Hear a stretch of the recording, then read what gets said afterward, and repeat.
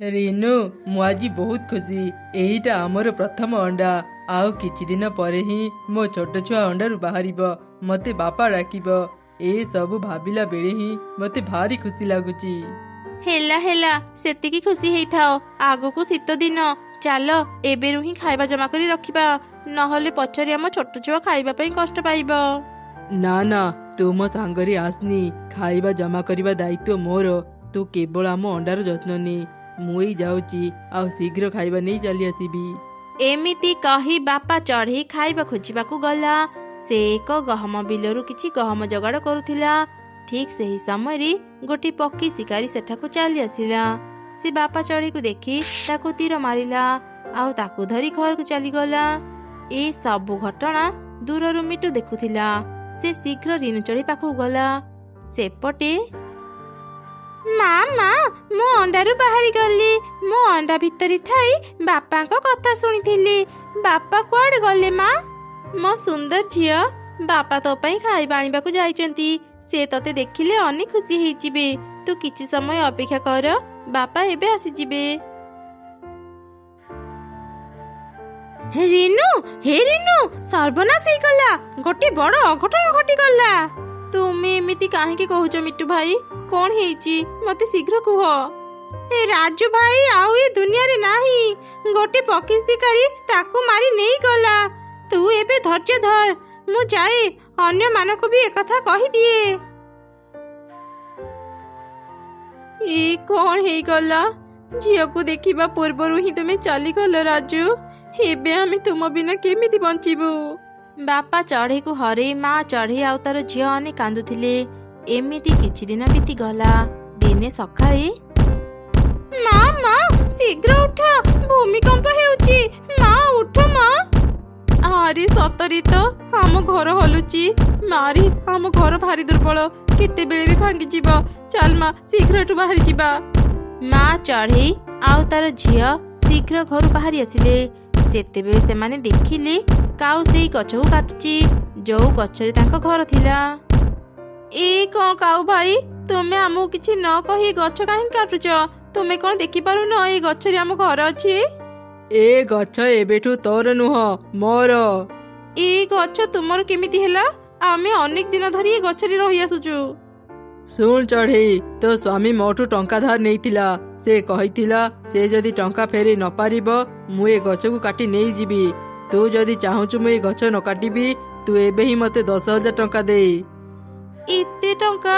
ହେଲେ କାଉ ଭାଇ, ଏତେ ଟଙ୍କା ତ ମୋ ପାଖରେ ନାହିଁ। ମତେ ଆଉ କିଛି ଦିନ ସମୟ ଦିଅ, ମୁଁ ତୁମକୁ ସବୁ ଟଙ୍କା ଫେରେଇ ଦେବି। ନା, ମୁଁ ଆଉ ସମୟ ଦେଇ ପାରିବିନି। ମତେ ଏବେ ହିଁ ଟଙ୍କା ଦେ, ନହେଲେ ମୁଁ ଏ ଗଛ କାଟିବି। ଏମିତି କହି କାଉ ପୁଣି ଗଛ କାଟିବା ଆରମ୍ଭ କଲା। ଚଢ଼େଇ ସାହାଯ୍ୟ ପାଇଁ ମିଟୁ ପାଖକୁ ଗଲା। କଣ ହେଲା ଚଢ଼େଇ, ତୁ ଏମିତି କାନ୍ଦୁଛୁ କାହିଁକି? ମତେ କହ, କଣ ହେଇଛି ତୋର? ଏମିତି ଚଢ଼େଇ ମିଟୁକୁ ସବୁ ଘଟଣା କହିଲା। ସେ ଦୁଷ୍ଟ କାଉର ଏତେ ସାହସ! ରାଜୁ ମରୁ ମରୁ ସେ ଗଛ କାଟିବାକୁ ଚାଲି ଆସିଲା। ମୋ ସାଙ୍ଗରେ ଚାଲ ଚଢ଼େଇ, ଦେଖିବା ସେ କାଉ କେମିତି ଗଛ କାଟିବ। ରହିଯା ଦୁଷ୍ଟ କାଉ, ତୁ ଏ ଗଛ କାଟି ପାରିବୁନି। କଣ ପାଇଁ କାଟି ପାରିବିନି? ଏ ଗଛ ଏବେଠୁ ମୋର। ମୋର ଯାହା ଇଚ୍ଛା ହବ ମୁଁ ତାହା କରିବି। ଦେଖ କାଉ, ରାଜୁ ଯିବା ପରେ ଏବେ ରିନୁ ଅସହାୟ। ତାକୁ କିଛି ଦିନ ସମୟ ଦେ, ସେ ତୋର ସବୁ ଟଙ୍କା ଫେରେଇ ଦେବ। ଏଇ ମିଟୁ, ଚଢ଼େଇର ଓକିଲାତି କରିବାକୁ ଚାଲି ଆସିଲୁ? ମିଟୁ, ତୋ ସହ ମୋର କିଛି ଶତ୍ରୁତା ନାହିଁ। ତୁ ଏଠୁ ଚାଲିଯା। ମୁଁ ଚଢ଼େଇକୁ ଆଉ ସମୟ ଦେଇ ପାରିବିନି। ମୁଁ ଆଜି ଏ ଗଛ କାଟି ଘରକୁ ନେବି। ଠିକ ଅଛି, ତୁ ଗଛ କାଟିବୁ ତ କାଟ। ମୁଁ ଏବେ ମୋ ସାଙ୍ଗ ଚିଲ ପାଖକୁ ଯାଇ ଏକଥା କହିଦେବି। ଚିଲ ଏଠାକୁ ଆସିଲେ ତୋର କଣ ଅବସ୍ଥା ହେବ ସେତେବେଳେ ତୁ ଜାଣିବୁ। ମିଟୁର ସାଙ୍ଗ ଚିଲ ଜାଣି ତ କାଉ ଅନେକ ଡରିଗଲା। ନା ନା, ଏକଥା ତୁ ଚିଲକୁ କହିବୁନି। ମୁଁ ଏବେ ଏଠୁ ଚାଲି ଯାଉଛି। ମିଟୁ ଭାଇ, ସତରେ କଣ ଚିଲ ତୁମ ସାଙ୍ଗ? ଆରେ ନା ନା, ଚିଲ ମୋ ସାଙ୍ଗ ନୁହଁ। ମୁଁ କେବଳ କାଉକୁ ଡରେଇବା ପାଇଁ ଏକଥା କହିଥିଲି। କାଉ ଯେମିତି ଡରିଲା ନା, ସେ ଆଉ କେବେ ତ ଗଛ କାଟିବାକୁ ଆସିବନି। ତୁମକୁ ବହୁତ ବହୁତ ଧନ୍ୟବାଦ ମିଟୁ ଭାଇ। ଆରେ ଚଢ଼େଇ, ମତେ ଧନ୍ୟବାଦ ଦେବାକୁ ପଡିବନି। ରାଜୁ ମୋର ଭଲ ସାଙ୍ଗ ଥିଲା। ତୁ ଯେତେବେଳେ ବି ଅସୁବିଧାରେ ପଡିବୁ ମତେ କହିବୁ। ମୁଁ ଏବେ ଯାଉଛି। ଏମିତି କହି ମିଟୁ ସେଠାରୁ ଚାଲିଗଲା।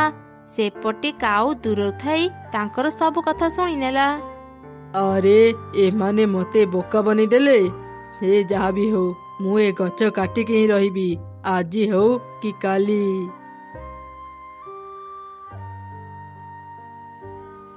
ମା କୁନି, ମୁଁ କାମ ଖୋଜିବାକୁ ଯାଉଛି। ତୁ ଏବେ ବହୁତ ଛୋଟ, ଏକା ବାହାରକୁ ଯିବୁନି। ମୁଁ ଠିକ ସମୟରେ ଫେରି ଆସିବି। ଠିକ ଅଛି ମା, ଚିନ୍ତା କରନି। ମୁଁ କୁଆଡେ ବି ଏକୁଟିଆ ଯିବିନି। ଏବେ ତୁମେ ଯାଅ। ଚଢ଼େଇ ଯେମିତି କାମ ଖୋଜିବା ପାଇଁ ବାହାରକୁ ଗଲା, କାଉ କୁରାଢି ନେଇ ଗଛ ପାଖକୁ ଆସିଲା। ଆଉ ସେ ଗଛ କାଟିବା ଆରମ୍ଭ କଲା। ଗଛ କାଟିବା ଶବ୍ଦରେ ଚଢ଼େଇ ଛୁଆ ବାହାରକୁ ଆସିଲା। କାଉ ଅଙ୍କଲ, ତୁମେ ଗଛ କାହିଁକି କାଟୁଛ? ଦୟାକରି ଗଛ କାଟନି, ଆମ ଘର ଭାଙ୍ଗିଯିବ। ମା ତୁମର ସବୁ ଟଙ୍କା ଦେଇଦେବେ। ଦୟାକରି ଗଛକୁ କାଟନି। କାଉ ଚଢ଼େଇ ଛୁଆର କିଛି କଥା ନ ଶୁଣି ଗଛ କାଟିବା ଆରମ୍ଭ କଲା। କିଛି ସମୟ ପରେ ହିଁ ପୁରା ଗଛକୁ ସେ କାଟିଦେଲା। ଚଢ଼େଇର ଘରଟି ଭାଙ୍ଗିଗଲା। ତାପରେ ସେ ସବୁ କାଠ ନେଇ ତା ଘରକୁ ଚାଲିଗଲା। ମା, କୋଉଠି ଅଛ ମା? ଶୀଘ୍ର ଫେରି ଆସ। ଆଉ ଆମ ଘର ନାହିଁ। ଏବେ ଆମେ କୋଉଠି ରହିବା? ଚଢ଼େଇ ଛୁଆ କାନ୍ଦୁଥିଲା। କିଛି ସମୟ ପରେ ସନ୍ଧ୍ୟା ହେଇଗଲା। ମା ଚଢ଼େଇ ଫେରି ଆସିଲା। ସେ ଚାରିଦିଗକୁ ଭଲ ଭାବରେ ଅନେଇ କହିଲା, ଆରେ କଣ ଏଠି ତ ମୋ ଘର ନାହିଁ। ମୁଁ ବୋଧେ ଭୁଲ ଜାଗାକୁ ଚାଲି ଆସିଲି। ନାଇଁ ମା, ତୁମେ ଭୁଲ ଜାଗାକୁ ଆସିନ। ତୁମେ ଠିକ ଜାଗାକୁ ଆସିଛ। ତୁମେ ଯିବା ପରେ କାଉ ଅଙ୍କଲ ଏଠାକୁ ଆସିଲେ, ଆଉ ଆମ ଗଛକୁ କାଟି ସାଙ୍ଗରେ ନେଇଗଲେ। ଏଇ ଦେଖ ମା, ଆମ ଘର ଭାଙ୍ଗି ତଳେ ପଡିଛି। କଣ, ଆମ ଘର ତ ଭାଙ୍ଗି ଯାଇଛି। ଏବେ ଆମେ କୋଉଠି ରହିବା? ନୂଆ ଘର କିଣିବାକୁ ବି ଏବେ ମୋ ପାଖରେ ଟଙ୍କା ନାହିଁ। ଏତେ ବଡ଼ ଶୀତ ରାତି ଆମେ କେମିତି ବିତେଇବା? ମୁଁ କିଛି ବୁଝିପାରୁନି। ମା, ମତେ ଭାରି ଥଣ୍ଡା ଲାଗୁଛି। ମୁଁ ଆଉ ବାହାରେ ରହିପାରିବିନି। ମତେ ଭାରି କଷ୍ଟ ହେଉଛି। ମା, କିଛି କର, ନହେଲେ ମୁଁ ଏ ଥଣ୍ଡାରେ ମରିଯିବି। ଏମିତି କହନି ରେ ମା। ଚାଲ ଆମେ ମିଟୁ ଭାଇଙ୍କ ଘରକୁ ଯିବା। ଆଜି ରାତି ଆମେ ସେଇଠି ରହି ବିତେଇବା। ଚଢ଼େଇ ମିଟୁର ଘରକୁ ଗଲା। ହେଲେ ସେ ଦେଖିଲା ମିଟୁର ଘର ବାହାରେ ତାଲା ଝୁଲିଛି। କଣ, ମିଟୁ ଭାଇ ବୋଧେ ଘରେ ନାହାନ୍ତି। ଏବେ ଆମେ କୋଉଠିକି ଯିବା? ଏଇ ତ ଆଗରେ ପାରା ଭଉଣୀଙ୍କ ଘର। ଚାଲ ମା, ଆମେ ତାଙ୍କ ପାଖକୁ ଯିବା। ପାରା ଭଉଣୀ, ଦୟାକରି କବାଟ ଖୋଲ। ମୁଁ ବଡ଼ ବିପଦରେ ପଡ଼ି ତୁମ ପାଖକୁ ଆସିଛି। ନା, ମୁଁ କବାଟ ଖୋଲି ପାରିବିନି। ଥଣ୍ଡା ପବନ ମୋ ଘରେ ପଶିଯିବ। ତୁ ସେଇଠୁ ଥାଇ କହ, କଣ କାମରେ ଆସିଛୁ? ପାରା ଭଉଣୀ, କାଉ ଭାଇ ମୋ ଘର ଭାଙ୍ଗି ଦେଇଛନ୍ତି। ରହିବାକୁ ଏବେ ମୋ ପାଖରେ ଆଉ ଘର ନାହିଁ। ଦୟାକରି ଆଜି ରାତି ମତେ ତୁମ ଘରେ ରହିବାକୁ ଦେଇଥାଅ। ସକାଳ ହେଉ ହେଉ ମୁଁ ତୁମ ଘରୁ ଚାଲିଯିବି। ମୋ ଘର ଅନେକ ଛୋଟ। ତୁ ଭାବିଲୁ କେମିତି ମୁଁ ତତେ ମୋ ଘରେ ରହିବାକୁ ଦେବି? ତୁ ଆଉ କାହା ପାଖକୁ ଯା। ମୁଁ ତତେ ମୋ ଘରେ ରଖିପାରିବିନି। ପାରା ଭଉଣୀ, ମତେ ନହେଲେ ନାହିଁ, ମୋ ଛୋଟ ଝିଅଟାକୁ ରହିବାକୁ ଦିଅ। ମୋ ଝିଅ ଥଣ୍ଡାରେ ଥରୁଛି। ଆଉ ଯଦି କିଛି ସମୟ ଥଣ୍ଡାରେ ରହିବ ତା ଦେହ ଖରାପ ହେଇଯିବ। ଦୟାକର ପାରା ଭଉଣୀ, ଆମ ଉପରେ ଟିକେ ଦୟା କର।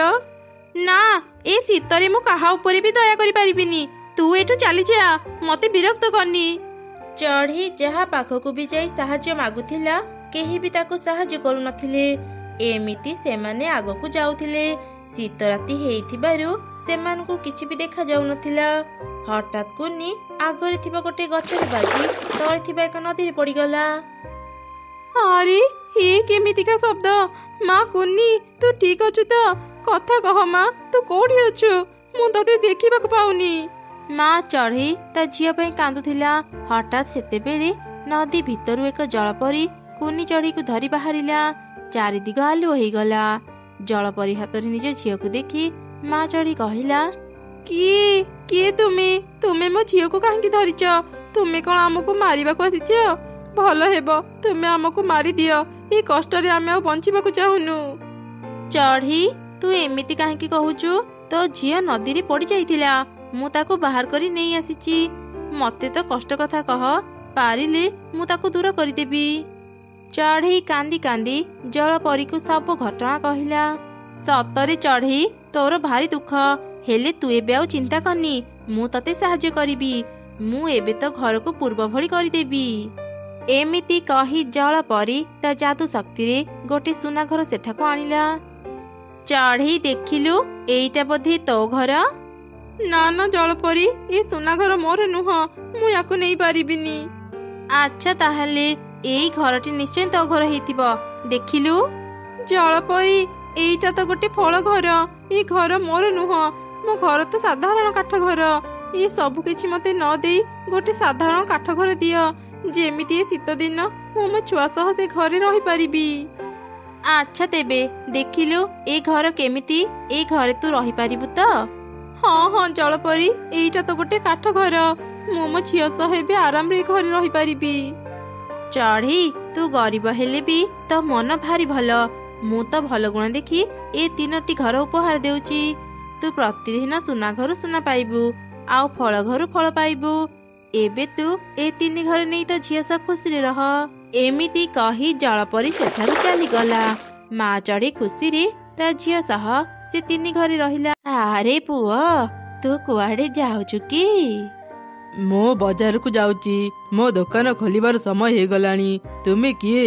ମତେ କାହିଁକି ଡାକୁଛ? ଆରେ ପୁଅ, ମୁଁ ବି ଏବେ ବଜାରକୁ ଯାଉଛି। ମୋ ପାଖରେ ଅନେକ ଗୁଡ଼ିଏ ବିସ୍କୁଟ ଅଛି। ମୁଁ ଏ ସବୁ ବିସ୍କୁଟ ନେଇ ବଜାରରେ ବିକ୍ରି କରିବି। ହେଲେ ଏତେ ଗୁଡ଼ିଏ ବିସ୍କୁଟ ଓଜନିଆ ହେଇଥିବାରୁ ମୁଁ ଥକିଗଲି।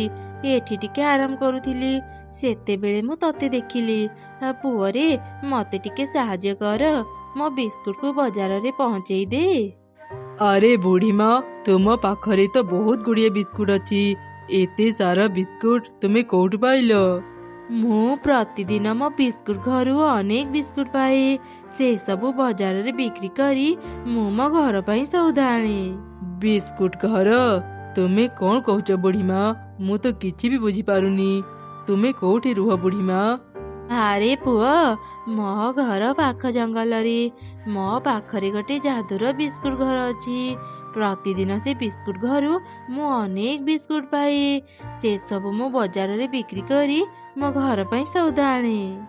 ଓ ଏଇ କଥା ବୁଢ଼ୀମା, ବଜାରରେ ମୋର ଗୋଟେ ସଉଦା ଦୋକାନ ଅଛି। ତୁମେ ମୋ ସାଙ୍ଗରେ ବଜାରକୁ ଚାଲ, ମୁଁ ତୁମର ସବୁ ବିସ୍କୁଟ ନେଇ ତୁମକୁ ମୋ ଦୋକାନର ସଉଦା ଦେବି। ଆଚ୍ଛା ଠିକ ଅଛି ପୁଅ। ତାପରେ କାଉ ବୁଢ଼ୀ ଚଢ଼େଇ ଆଉ ସେ ବିସ୍କୁଟକୁ ନେଇ ବଜାରକୁ ଗଲା। ସେ କିଛି ସଉଦା ବୁଢ଼ୀ ଚଢ଼େଇକୁ ଦେଲା। ବୁଢ଼ୀ ଚଢ଼େଇ ସେସବୁ ସଉଦା ନେଇ ତା ଘରକୁ ଚାଲିଗଲା। ଆରେ ବାଃ, ଏ ବୁଢ଼ୀ ଚଢ଼େଇ ପାଖରେ ଗୋଟେ ଯାଦୁର ବିସ୍କୁଟ ଘର ଅଛି। ମୁଁ ଯଦି ବୁଢ଼ୀ ପାଖରୁ ସେ ବିସ୍କୁଟ ଘର ଆଣିପାରନ୍ତି, ଖୁବ୍ ଶୀଘ୍ର ମୁଁ ବିସ୍କୁଟ ବିକ୍ରି କରି ଧନୀ ହେଇଯାନ୍ତି। ଆରେ ତୁ କୁଆଡ଼େ ଗଲୁ? ତୁ ରେଡି ହେଲୁ କି ନାହିଁ?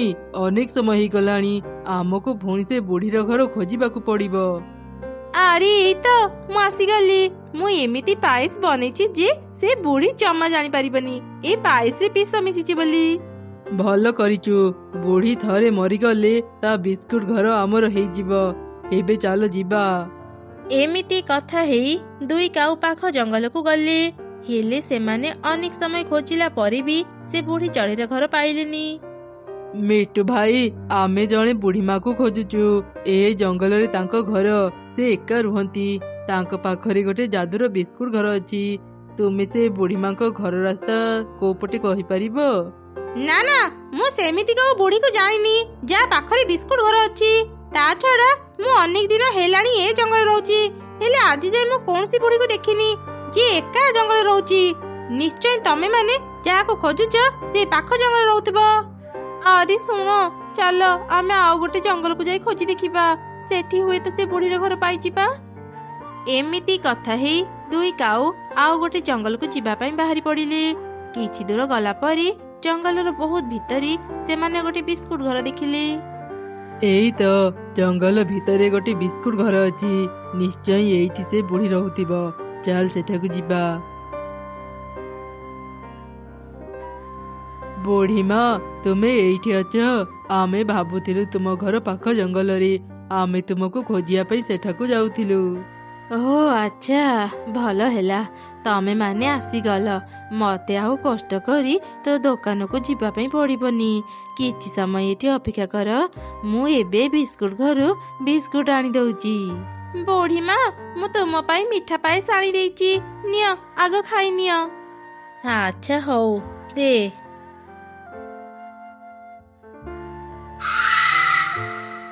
ହା ହା ହା, ତମେ ମାନେ କଣ ଭାବିଥିଲ ବିଷ ମିଶା ପାଏସ ମତେ ଦେବ ଆଉ ମୁଁ କିଛି ଜାଣିପାରିବିନି?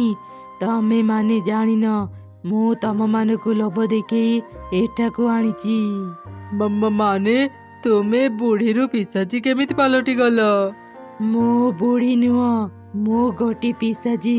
ଚଢ଼େଇ ମାନଙ୍କୁ ବିସ୍କୁଟ ଘରର ଲୋଭ ଦେଖେଇ ମୁଁ ଏଠାକୁ ନେଇ ଆସେ ଆଉ ତାଙ୍କୁ ମୋ ବିସ୍କୁଟ ଘରେ ବନ୍ଦୀ କରି ରଖେ। କିନ୍ତୁ ପିଶାଚି ତୁମେ ଏମିତି କାହିଁକି କରୁଛ? ମୁଁ ସମସ୍ତଙ୍କୁ ଏ ବିସ୍କୁଟ ଘରେ ବନ୍ଦୀ କରି ରଖେ। ତମ ମାନଙ୍କୁ ମିଶେଇ ଏବେ 6ଟା ପକ୍ଷୀ ହେଲେ, ଆଉ କେବଳ 4ଟା ପକ୍ଷୀ ହେଲେ ମୁଁ ସମସ୍ତଙ୍କୁ ମିଶେଇକି ଖାଇବି। ତାପରେ ମୁଁ ସବୁଠାରୁ ଶକ୍ତିଶାଳୀ ପିଶାଚି ପାଲଟି ଯିବି। ତାମାନେ ତମେ ଆମକୁ ବି ବିସ୍କୁଟ ଘରେ ବନ୍ଦୀ କରି ରଖିବ? ନା ନା, ଏମିତି କରନି, ଦୟାକରି ଆମକୁ ଛାଡ଼ି ଦିଅ।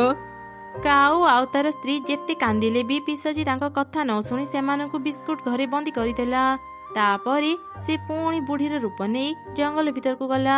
ସେତେବେଳେ ସେ ଦେଖିଲା, ଆରେ କଣ ଜଙ୍ଗଲ ଭିତରେ ଗୋଟେ ମଣିଷ ଛୁଆ? ଏ ମଣିଷ ଛୁଆ କେମିତି ଜଙ୍ଗଲ ଭିତରକୁ ଆସିଲା? ସେ ଯେମିତି ବି ଆସୁ, ମୁଁ ଯଦି ତାକୁ ମୋ ସାଙ୍ଗରେ ବିସ୍କୁଟ ଘରକୁ ନେଇପାରନ୍ତି ଅନେକ ଶକ୍ତି ପାଇଯାଆନ୍ତି। ଗୋଟେ ମଣିଷ ଛୁଆ 10ଟା ପକ୍ଷୀ ସହ ସମାନ। ଆରେ ଛୋଟ ଝିଅ, ତୁ କେତେ ସୁନ୍ଦର, ହେଲେ ତୁ ଏକା ଏକା ଏ ଜଙ୍ଗଲ ଭିତରେ କଣ କରୁଛୁ? ତୋ ବାପା ମା କୁଆଡେ ଗଲେ?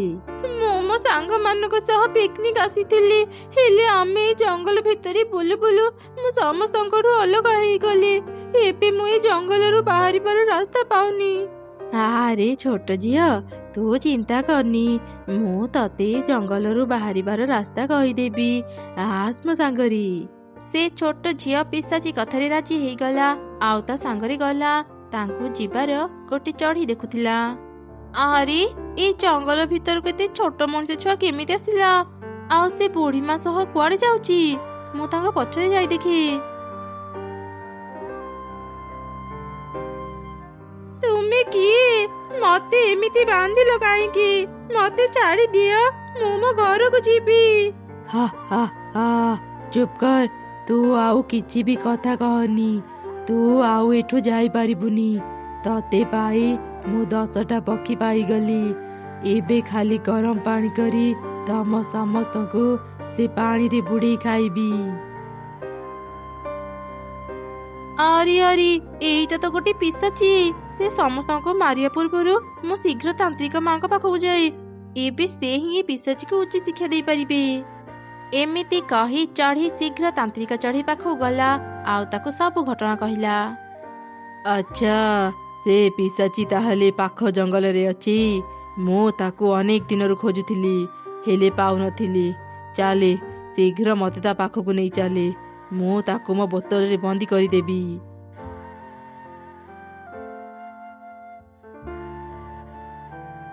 ଆରେ ଦୁଷ୍ଟ ପିଶାଚି, ଗରମ ପାଣି କରୁଛୁ?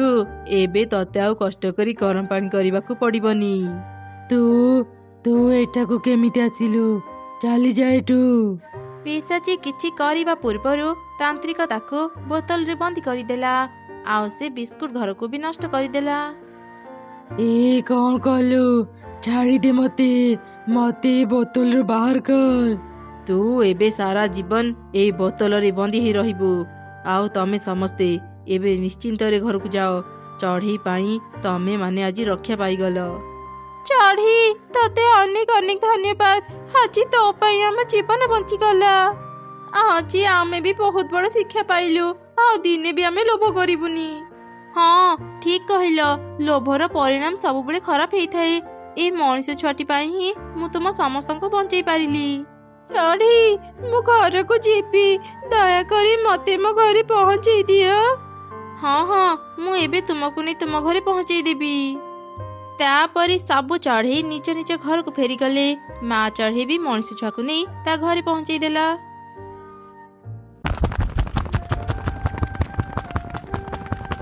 କାଉ, ଏ ବର୍ଷ ମୋ ଜମିର କାକୁଡି ଚାଷ କେମିତି ହେଇଛି କହ? ବହୁତ ଭଲ ହେଇଛି ଜମିଦାର ବାବୁ। କିନ୍ତୁ ପୁଣି କଣ? କଥା କ'ଣ କି ଜମିଦାର ବାବୁ, ଏଥର ବଜାରରେ ନୂଆ ଆଳୁର ଦାମ ଅଧିକ ହେଇଛି। ଯେଉଁମାନେ ବି ଏ ବର୍ଷ ଆଳୁ ଚାଷ କରିଛନ୍ତି ତାଙ୍କର ଲାଭ ହିଁ ଲାଭ ହେବ। ତୁ କ'ଣ କହୁଛୁ? ତାହେଲେ ତ ଏ ବର୍ଷ କାକୁଡ଼ି ଚାଷ କରି ମୋର କ୍ଷତି ହେଲା। ନା ନା, ମୁଁ ସେମିତି ହେବାକୁ ଦେବିନି। ଚାଲେ ଏବେ ହିଁ ଆମେ ଜଙ୍ଗଲ ଭିତରକୁ ଯିବା, ଆଉ କିଏ ଆଳୁ ଚାଷ କରିଛି ଦେଖି ଆସିବା। ଆରେ ଶୁଣୁଛ, ଏ ବର୍ଷ ତ ଆମର ଭଲ ଆଳୁ ଚାଷ ହେଇଛି। ମୁଁ ଶୁଣିଛି ଏ ବର୍ଷ ବଜାରରେ ନୂଆ ଆଳୁର ଦାମ ବଢ଼ିଯାଇଛି। ତା ମାନେ ଏଥର ଆମର ଭଲ ଲାଭ ହେବ। ହଁ, ତୁ ଠିକ କହିଲୁ, ଏ ବର୍ଷ ଆମର ଭଲ ଲାଭ ହେବ। ଆଚ୍ଛା, ତତେ କ'ଣ ଦରକାର କହ, ମୁଁ ତତେ କିଣିଦେବି। ମୁଁ କ'ଣ କହୁଥିଲି କି, ଆମ ଘରଟି କେତେ ପୁରୁଣା ଦେଖାଯାଉଛି। ଆଳୁ ବିକା ଟଙ୍କାରେ ଯଦି ଆମେ ଗୋଟେ ପକ୍କା ଘର କରିପାରନ୍ତି, ମଜବୁତ ଘର ପାଇଁ ଆମର ଆଉ ଚିନ୍ତା ରୁହନ୍ତାନି। ହଁ, ତୁ ଠିକ କହିଲୁ। ଭଙ୍ଗା ଘରେ ଆମେ ଅନେକ କଷ୍ଟ ପାଇଲେଣି, ହେଲେ ଏବେ ଆଉ ନୁହଁ। ଖୁବ୍ ଶୀଘ୍ର ଆମେ ଗୋଟେ ପକ୍କା ଘର କିଣିନେବା। ସେମାନେ ଏପରି କଥା ହେଉଥିଲେ, ଠିକ ସେହି ସମୟରେ ଚିଲ ଆଉ କାଉ ଗୋଟେ ଠେଲା ଗାଡ଼ି ଧରି ସେଠାକୁ ଆସିଲେ। କାଉ ମିଟୁର ଆଳୁ ବସ୍ତା ଗୁଡ଼ାକୁ ତା ଠେଲାରେ ରଖିବା ଆରମ୍ଭ କଲା। ଏମିତି ଦେଖି ମିଟୁ କହିଲା, ଏ କ'ଣ ଜମିଦାର ବାବୁ, ଆପଣ ଏସବୁ କ'ଣ କରୁଛନ୍ତି? ଠେଲା ଗାଡ଼ିରେ ମୋ ଆଳୁ ବସ୍ତା ଗୁଡ଼ାକୁ ଏମିତି ନେଉଛନ୍ତି କାହିଁକି? ମିଟୁ ଶୁଣ, ଜମିଦାର ବାବୁ ତୋରେ ସବୁ ଆଳୁ 5,000 ଟଙ୍କାରେ କିଣି ନେଇଛନ୍ତି। ତୁ କାଲି ତାଙ୍କ ଘରକୁ ଯାଇ ଟଙ୍କା ନେଇ ଆସିବୁ। ଏବେ ମୋ ରାସ୍ତା ଛାଡ଼, ମୁଁ ଆଳୁ ବସ୍ତା ନେବି। ନା ନା ଜମିଦାର ବାବୁ, ଆମ ଗରିବଙ୍କ ପେଟରେ ଲାତ ମାରନ୍ତୁନି। ଆମେ ବହୁତ କଷ୍ଟରେ ଆଳୁ ଚାଷ କରୁଛୁ, ଆଉ ଏ ବର୍ଷ ତ ନୂଆ ଆଳୁର ଦାମ ଅଧିକ। ଆମକୁ ଏତେ କମ୍ ଟଙ୍କା ଦେଇ ଆମର ସବୁ ଆଳୁ ନିଅନ୍ତୁନି। ଚୁପ୍, ଏ ଜଙ୍ଗଲରେ ମୁଁ ଯାହା କୁହେ ତାହା ହୁଏ। ମୁଁ ଯେତିକି ଦେଉଛି ଚୁପଚାପ ସେସବୁ ନେଇଯା, ନହେଲେ ମୁଁ ତମ 2 ଜଣଙ୍କୁ ଏ ଜଙ୍ଗଲରୁ ବାହାର କରିଦେବି। ଏମିତି ଧମକ ଦେଇ ଚିଲ ଆଉ କାଉ ମିଟୁର ସବୁ ଆଳୁ ବସ୍ତା ନେଇ ସେଠାରୁ ଚାଲିଗଲେ। ଏସବୁ ଦେଖି ତ ମିଟୁ ଆଉ ତାର ସ୍ତ୍ରୀ ଅନେକ କାନ୍ଦିଲେ। ଆରେ ଆରେ, କ'ଣ ହେଇଗଲା? ଆମେ ଏତେ ପରିଶ୍ରମ କରି ଆଳୁ ଚାଷ କରିଥିଲେ, ହେଲେ ଦୁଷ୍ଟ ଜମିଦାର ସବୁ ନେଇଗଲା। ଏବେ ଆମ ଘର କେମିତି ଚଳିବ? ଆଉ କାନ୍ଦନି, ଚାଲ ଆମେ ଚଢ଼େଇ ପାଖକୁ ଯିବା। ସେ ଆମକୁ ନିଶ୍ଚୟ କିଛି ଉପାୟ କହିଦେବ। ତାପରେ ସେମାନେ ଚଢ଼େଇ ପାଖକୁ ଗଲେ, ଆଉ ତାକୁ ଦୁଷ୍ଟ ଜମିଦାରର ସବୁ ଘଟଣା କହିଲେ। ତମେ ମାନେ ଚିନ୍ତା କରନି, ସେ ଦୁଷ୍ଟ ଜମିଦାରକୁ ଆମେ ଉଚିତ ଶିକ୍ଷା ଦେବା। ସେ ଗରିବଙ୍କ ଉପରେ ଅନେକ ଅତ୍ୟାଚାର କରିସାରିଲାଣି, ହେଲେ ଆଉ ନୁହଁ। ଚାଲ ଏବେ ହିଁ ଆମେ ଜମିଦାର ପାଖକୁ ଯିବା, ଆଉ ତା ପାଖରୁ ତମର ସବୁ ଆଳୁ ବସ୍ତା ନେଇ ଆସିବା। ଏମିତି ସେମାନେ ଏକ ଯୋଜନା ବନେଇଲେ, ଆଉ ଜଙ୍ଗଲର କିଛି ଚଢ଼େଇଙ୍କୁ ଧରି ଜମିଦାର ଚିଲ ପାଖକୁ ଗଲେ। କିରେ, ତମେ ମାନେ ଏମିତି ଦଳ ବାନ୍ଧି ମୋ ପାଖକୁ କାହିଁକି ଆସିଛ? ଜମିଦାର ବାବୁ, ଆପଣ ଏତେ ଧନୀ ହେଇ ଆମ ଗରିବଙ୍କ ଫସଲ ଉପରେ କାହିଁକି ଲୋଭ କରୁଛନ୍ତି? ଭଲରେ ଆପଣ ମିଟୁର ଆଳୁ ବସ୍ତା ତାକୁ ଫେରି ଦିଅନ୍ତୁ, ନହେଲେ ଆମେ ସମସ୍ତେ ଯାଇ ପୋଲିସ ପାଖରେ ଆପଣଙ୍କର ଅଭିଯୋଗ କରିବୁ। ପୋଲିସର କଥା ଶୁଣି ଜମିଦାର ଚିଲ ଖୁବ୍ ଡରିଗଲା। ସେ କାଉକୁ କହିଲା, କାଉ, ଯା ମିଟୁର ଆଳୁ ବସ୍ତା ଆଣି ତାକୁ ଫେରେଇ ଦେ। ମୁଁ କୌଣସି ଝାମେଲା ଚାହୁଁନି। ଏମିତି ଶୁଣି କାଉ ସବୁ ଆଳୁ ବସ୍ତା ଆଣି ମିଟୁକୁ ଦେଲା। ମିଟୁ ସେସବୁ ପାଇ ଖୁସି ମନରେ ନିଜ ଘରକୁ ଫେରିଗଲା। ଆପଣ ଏ କ'ଣ କଲେ ଜମିଦାର ବାବୁ? ଚଢ଼େଇ କଥାରେ ମିଟୁକୁ ତାର ସବୁ ନୂଆ ଆଳୁ ଫେରେଇ ଦେଲେ। ଏବେ ଆପଣ କ'ଣ କରିବେ? ସେ ଚଢ଼େଇକୁ ମୁଁ ଜମା ବି ଛାଡ଼ିବିନି। ତାହା ପାଇଁ ସମସ୍ତଙ୍କ ସାହସ ବଢ଼ି ଯାଉଛି। ତାହାର କିଛି ବ୍ୟବସ୍ଥା ମୋତେ କରିବାକୁ ହିଁ ପଡ଼ିବ। ଶୁଣ, ମୁଁ ଯେମିତି କହୁଛି ତୁ ସେମିତି କରିବୁ। ଏମିତି ଦୁଷ୍ଟ ଜମିଦାର ତା ଯୋଜନା କଥା କାଉକୁ କହିଲା। କାଉ ସବୁଦିନ ଚଢ଼େଇ ଉପରେ ନଜର ରଖୁଥିଲା। ଦିନେ ସନ୍ଧ୍ୟାରେ ଚଢ଼େଇ ଆଉ ତାର ଛୁଆ ବଜାରରୁ ଫେରୁଥିଲେ। କାଉ ସୁଯୋଗ ଦେଖି ଚଢ଼େଇ ଉପରକୁ ତୀର ମାରିଲା। ଚଢ଼େଇର ପେଟରେ ଯାଇ ତୀର ବାଜିଲା। ଆଃ, କିଏ ମତେ ତୀର ମାରିଲା? ମୁଁ ବୋଧେ ଆଉ ବଞ୍ଚିବିନି। ମା କୁନି, ନିଜର ଧ୍ୟାନ ରଖିବୁ। ନା ମା, ମତେ ଛାଡ଼ି ଯାଅନି। ମୁଁ ତୁମ ବିନା ଏକା ଏକା କେମିତି ବଞ୍ଚିବି? ଚଢ଼େଇ ଛୁଆ କାନ୍ଦୁଥିଲା। ଦୂରରୁ କାଉ ଏସବୁ ଦେଖି ଖୁସି ହେଇ ଜମିଦାର ପାଖକୁ ଗଲା, ଆଉ ତାକୁ ସବୁ ଘଟଣା କହିଲା। ସବୁ ଶୁଣି ଜମିଦାର ଚିଲ ବି ଖୁସି ହେଇଗଲା। ପରଦିନ ସକାଳେ ସେମାନେ ଚଢ଼େଇର ଘରକୁ ଗଲେ। କାଉ, ଯା ଶୀଘ୍ର ଏ ଘରକୁ ବିକି ମୋ ଚୋରି ଟଙ୍କା ଆଦାୟ କର। ଆଉ ହଁ, ଏ ଚୋର ଛୁଆକୁ ଶୀଘ୍ର ଏଠୁ ବାହାର କରିଦେ। ଏସବୁ କ'ଣ କହୁଛନ୍ତି ଅଙ୍କଲ? ମୋ ଚୋର ଛୁଆ କେତେବେଳେ ହେଲେ? ମତେ ମୋ ଘରୁ କାହିଁକି ବାହାର କରିଦେଉଛନ୍ତି? ଗତ ରାତି ତୋ ମା ଜମିଦାର ଘରୁ ଟଙ୍କା ଚୋରି କରିଛି, ସେଥିପାଇଁ ଆମେ ତ ଘର ନେବାକୁ ଆସିଛୁ। ନା, ଆପଣ ମିଛ କହୁଛନ୍ତି। ଗତ ରାତି ମୋ ମାକୁ କିଏ ତୀର ମାରି ଦେଇଛି। ସେ ଆଉ ଏ ଦୁନିଆରେ ନାହାନ୍ତି। ତାହେଲେ ମୋ ମା ଆପଣଙ୍କ ଘରୁ ଚୋରି କେମିତି କରିବେ? ମୋ ମା ନାହିଁ ବୋଲି ମତେ ମୋ ଘରୁ ବାହାର କରନ୍ତୁନି। ମୁଁ କୁଆଡେ ଯିବି? କୋଉଠି ରହିବି? ଚୁପ୍ କର ଚୋର ଛୁଆ, ମତେ ତୁ ମିଛୁଆ କହୁଛୁ। ଆରେ କାଉ, ଶୀଘ୍ର ଏ ଚୋର ଛୁଆକୁ ଘରୁ ବାହାର କରିଦେ। ଆଉ ଶୁଣ ସମସ୍ତେ, କେହି ଯଦି ଏ ଚୋର ଛୁଆକୁ ସାହାଯ୍ୟ କରିବ ସେ ମୋର ଶତ୍ରୁ ପାଲଟି ଯିବ। ମୁଁ ତାକୁ ବି ଏ ଜଙ୍ଗଲରୁ ବାହାର କରିଦେବି। ଏମିତି କାଉ ଚଢ଼େଇ ଛୁଆକୁ ଧକ୍କା ଦେଇ ତା ଘରୁ ବାହାର କରିଦେଲା। ସେ ଦିନ ବିତିଯାଇ ରାତି ହେଲା। ରାତି ହେବା ପରେ ଚଢ଼େଇ ଛୁଆ ମିଟୁ ଘରକୁ ଗଲା। ମିଟୁ ଅଙ୍କଲ, ଦୟାକରି କବାଟ ଖୋଲ। ରାତିରେ ଏକୁଟିଆ ରହିବାକୁ ମତେ ଭାରି ଡର ଲାଗୁଛି। ପ୍ଲିଜ ଅଙ୍କଲ, ମୁଁ ଘର ଭିତରକୁ ଯିବି। କବାଟ ଖୋଲ। କୋନି, ତୁ ଏଠୁ ଚାଲି ଯା। ମୁଁ ତତେ ମୋ ଘରେ ଆଶ୍ରୟ ଦେଇ ପାରିବିନି। ମତେ କ୍ଷମା କରିଦେବୁ ଝିଅ। ତତେ ସାହାଯ୍ୟ କଲେ ଚିଲ ମତେ ଛାଡ଼ିବନି। ମତେ ଜଙ୍ଗଲରୁ ବାହାର କରିଦେବ।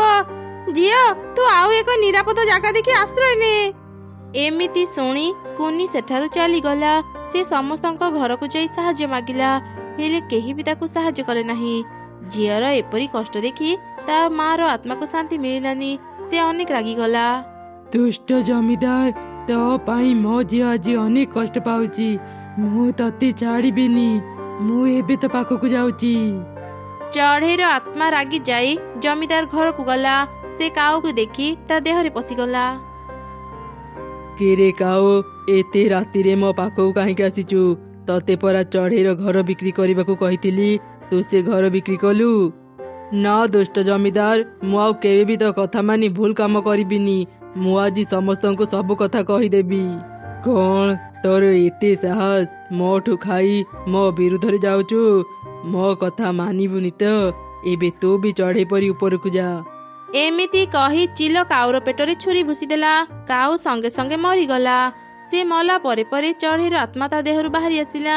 ଠିକ୍ ସେହି ସମୟରେ କିଛି ପୋଲିସ ଜମିଦାର ଘରକୁ ଚାଲି ଆସିଲେ। ଏ କଣ ଦୁଷ୍ଟ ଜମିଦାର, ତୁ ଗୋଟିଏ ପକ୍ଷୀକୁ ହତ୍ୟା କରିଛୁ। ଏବେ ତୁ ଆମ ସାଙ୍ଗରେ ଜେଲକୁ ଯିବୁ। ସାରା ଜୀବନ ତୁ ଜେଲଖାନାରୁ ବାହାରି ପାରିବୁନି। ନା ନା, ମତେ ବିଶ୍ୱାସ କରନ୍ତୁ, ମୁଁ ଏ ପକ୍ଷୀକୁ ମାରିନି। ମତେ ଜେଲଖାନାକୁ ନିଅନ୍ତୁନି। ଆପଣ ଚାହିଁଲେ ମୋଠୁ ଅନେକ ଟଙ୍କା ନେଇଯାଆନ୍ତୁ। କଣ ହେଲା? ତୁ ମତେ ଟଙ୍କାର ଲୋଭ ଦେଖାଉଛୁ? ମୁଁ ନିଜ ଆଖିରେ ଦେଖିଛି ତୁ ଏ ପକ୍ଷୀକୁ ମାରିଛୁ। ଯିଏ ବି ଆମକୁ ଖବର ଦେଇଥିଲା ଠିକ୍ ସମୟରେ ଦେଇଥିଲା। ଆଉ ତୋର ରକ୍ଷା ନାହିଁ। ଆରେ ଦେଖୁଛ କଣ, ଧର ୟାକୁ। ତାପରେ ପୋଲିସ ଚିଲକୁ ବାନ୍ଧି ଥାନାକୁ ନେଇଗଲେ। ସେପଟେ ଚଢ଼େଇର ଆତ୍ମା ତା ଝିଅ ପାଖକୁ ଗଲା। ମା କୁନି, ଏମିତି ବାହାରେ ରହନି, ତତେ ଥଣ୍ଡା ଧରିଯିବ। ମା, ତୁମେ ଫେରି ଆସିଛ? ମା, ମତେ ଛାଡି ଆଉ କୁଆଡେ ବି ଯାଉନି। ତୁମ ବିନା ମତେ କିଛି ବି ଭଲ ଲାଗୁନି। ନାଇଁ ରେ ମା, ମୁଁ ଆଉ ତୋ ପାଖକୁ କେବେ ବି ଫେରି ପାରିବିନି। ତୁ ଚିନ୍ତା କରନି। ସେ ଦୁଷ୍ଟ କାଉ ଆଉ ଦୁଷ୍ଟ ଜମିଦାରକୁ ମୁଁ ଉଚିତ ଶିକ୍ଷା ଦେଇଛି। କେହି ବି ତତେ ଆଉ କଷ୍ଟ ଦେବେନି। ଏବେ ଏକୁଟିଆ ବଞ୍ଚିବା ଶିଖ ମା। ଏଇ ଆଳୁ ଘରକୁ ନେ। ଏଇ ଆଳୁ ଘର ପ୍ରତ୍ୟେକ ଦିନ ତତେ ଆଳୁ ଦେବ। ତୁ ଆଳୁ ବିକ୍ରି କରି ସାରା ଜୀବନ ଖୁସିରେ ରହିପାରିବୁ। ଯା ମା, ଆଳୁ ଘର ଭିତରକୁ ଯା। ସେ ତତେ ନେଇ ଆମ ଘରେ ପହଞ୍ଚେଇ ଦେବ। ମୋ ଝିଅ, ତୁ ସବୁବେଳେ ଖୁସିରେ ରହ। ଏମିତି କହି ମା ଚଢ଼େଇର ଆତ୍ମା ଅଦୃଶ୍ୟ ହେଇଗଲା। ଚଢ଼େଇ ଛୁଆ ଆଳୁ ଘରକୁ ଗଲା। ଆଳୁ ଘର ତାକୁ ନେଇ ତା ଘରେ ପହଞ୍ଚେଇ ଦେଲା। ପ୍ରତ୍ୟେକ ଦିନ ଚଢ଼େଇ ଛୁଆ ଆଳୁ ଘରୁ କିଛି ଆଳୁ ନେଇ ବଜାରରେ ବିକ୍ରି କରୁଥିଲା। ଆଉ ସେ ଟଙ୍କାରେ ଖାଇବା କିଣି ଖାଉଥିଲା।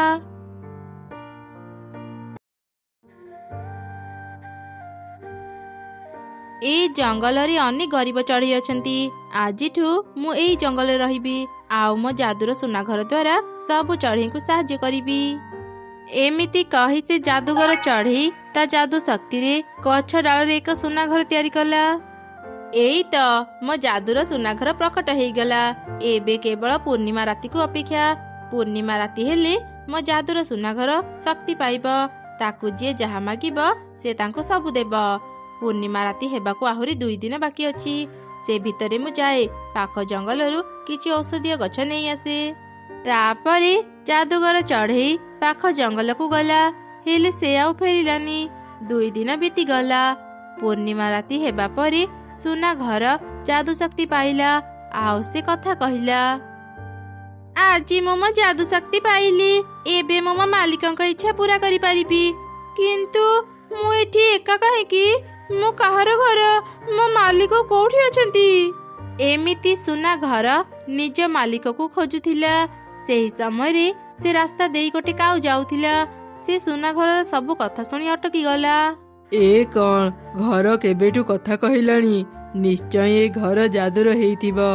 ମୁଁ ଯଦି କୌଣସି ମତେ ଯାଦୁର ଘରକୁ ନେଇପାରନ୍ତି, ମତେ ଆଉ କାମ କରିବାକୁ ପଡ଼ନ୍ତାନି। ମୁଁ ସବୁକିଛି ଏ ଯାଦୁର ଘରୁ ପାଇଯାନ୍ତି। ଏବେ ମୁଁ ଏ ଘର ପାଖକୁ ଯାଏ, ଆଉ ତାର ମାଲିକ କହି ପରିଚୟ ଦିଏ। ଆରେ ଘର, ତୁ କାହାକୁ ଖୋଜୁଛୁ? ମୁଁ ତୋର ମାଲିକ। ତୁ ଆଉ ଚିନ୍ତା କରନି, ମୁଁ ଆସିଗଲି। ଓ, ମୁଁ ତାହେଲେ ଆପଣଙ୍କ ଘର? ମୋର କେହି ମାଲିକ ନାହାନ୍ତି ଭାବି ମୁଁ ଅନେକ ଡରି ଯାଇଥିଲି। ଭଲ ହେଲା ଆପଣ ଏଠାକୁ ଚାଲି ଆସିଲେ। ଆଉ ଡରିବାର କିଛି ନାହିଁ, ମୁଁ ଆସିଯାଇଛି। ମତେ ଭାରି ଭୋକ ଲାଗିଲାଣି। ଯା, ମୋ ପାଇଁ ଭଲ ଭଲ ଖାଇବା ଆଣେ। ମତେ ବହୁତ ଭୋକ ଲାଗୁଛି। ଠିକ ଅଛି, ଆପଣ ଘର ଭିତରେ ବସନ୍ତୁ, ମୁଁ ଏବେ ହିଁ ଖାଇବା ଆଣୁଛି। ତାପରେ କାଉ ସୁନା ଘର ଭିତରକୁ ଗଲା। ଯାଦୁର ସୁନା ଘର ତାକୁ ବହୁତ ଭଲ ଭଲ ଖାଇବା ଦେଲା।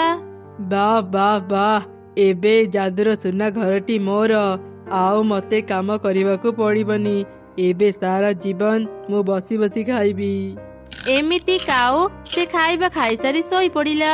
ପରଦିନ ସକାଳେ ସେ ଦୁଷ୍ଟ ଉପାୟ ଚିନ୍ତା କଲା।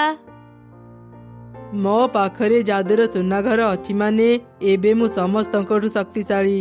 ଅନ୍ୟ ଚଢ଼େଇମାନଙ୍କୁ ମୁଁ ଏବେ ଗୋଲାମ କରି ରଖିବି। ଯାଦୁର ସୁନା ଘର ମତେ ଅନେକ ସୁନା ଟଙ୍କା ଦେ। ଠିକ ଅଛି, ଏଇ ନିଅନ୍ତୁ।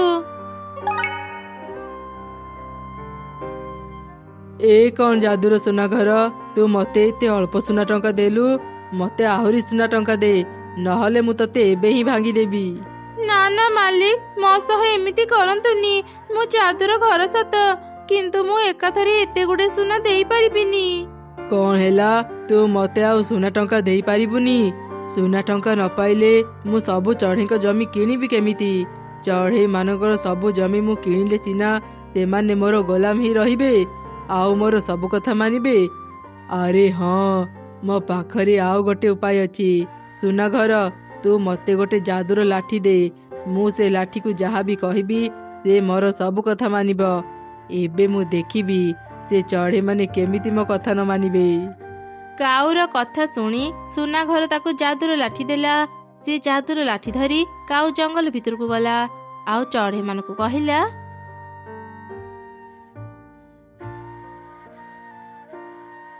ଏଇ ଚଢ଼େଇ ଦଳ, ଆଜିଠୁ ମୁଁ ତମମାନଙ୍କ ରାଜା।